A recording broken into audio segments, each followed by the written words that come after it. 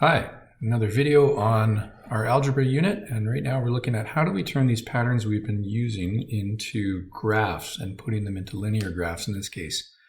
So the pattern we have in front of us is a multiplying pattern. We know that from all the work that we've done because it goes from working with 3 in the first position to 6 and 9, and we can see that constant increase of plus 3 each time. It tells us that by increasing plus 3 each time, the original tiles haven't changed, that we're looking at a multiplying pattern. So our position number 4, we can add 3 more. 9 plus 3 is 12. So we know that there's going to be 12 tiles in position 4. We remember from last week's work that creating this pattern rule or an expression to find any position number is really straightforward. It's that constant increase is our multiplier. So it's simply position number times 3. And that would give us any position, and we can check it. Position number 2, for example, has 6 tiles, and we can substitute position number 2 into our expression. 2 times 3 is 6. We get 6, and we could check each one, but it does work.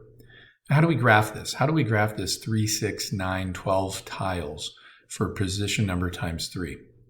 Well, we're going to have to first start doing something we haven't done this year and using a table of values. In the past, table of values might have been called an input-output chart, but now we start using the term table of values. And all it simply does is it is a table that lists our values for our position numbers 1, 2, 3, and 4, and the value or number of tiles for each case. So our position number 1, we remember, had 3 tiles, and then we went to 6, 9, and 12. And now we've got ourselves almost like a set of ordered pairs, 1 and 3, and 2 and 6, 3 and 9, 4 and 12. As messy as that is.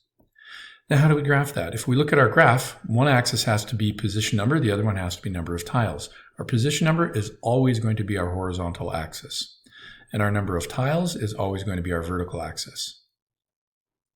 So the values that come out are always going to go vertical, and then the set term numbers or position numbers are always going to go horizontal.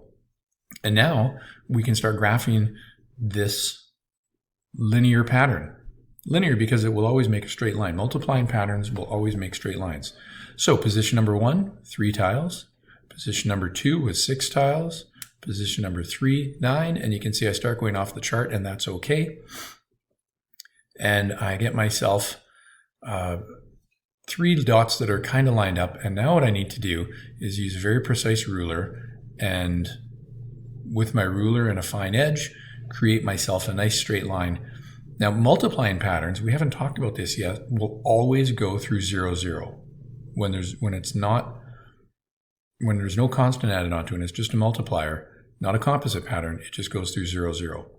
So if I extend through 0, 0 and extend out and up, and I go way beyond my end, I can also then extend my pattern down below, assuming I can grab it.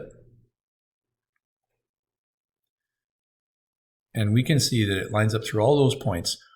We have a nice straight line showing my multiplier pattern. I used it by organizing my data into a table of values, so the pattern is there, 3, 6, 9, 12. And that's how you graph a multiplying pattern.